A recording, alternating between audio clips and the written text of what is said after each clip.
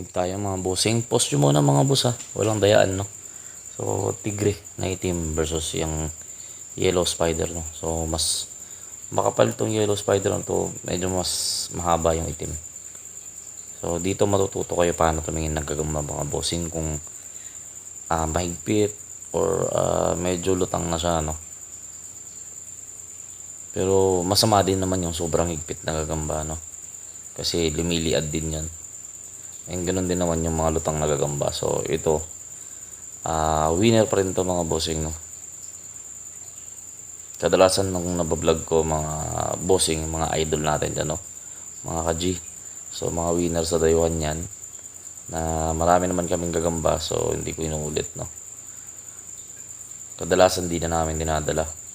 Pero yung iba dinadala pa namin no. So depende. Pag na-timingan may bago kaming gagamba, then medyo alangan na kami. So hindi namin dinadala. So ito yung kalaban niya, itim no. So kursunadahin nyo na lang mga boss. Basta i-post nyo, tanungin nyo yung katabi nyo kung saan kayo. Pakita nyo yung picture kanina ng dalawang magkatabi.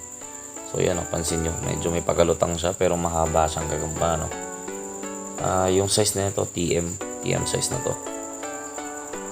Pero okay siya umakyat eh, mabilis pa siya. Tapos natutulog din naman siya. So yan, tignan nyo na lang no.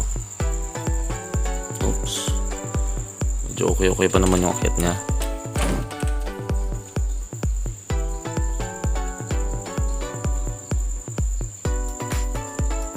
So yan, itim na tigre.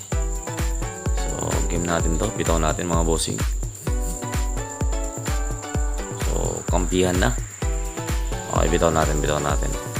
So pass game lang to pagkakaalala ko. So G, doon ba kayo sa dilaw o doon kayo sa itim? Ayan o, pang. Yung reaction ng itim mga boss, napakabagal no? So dyan makikita nyo lutaw yung gagamba. Yung lakad niya palang kanina nakita niya na isa naman makapit talaga siya.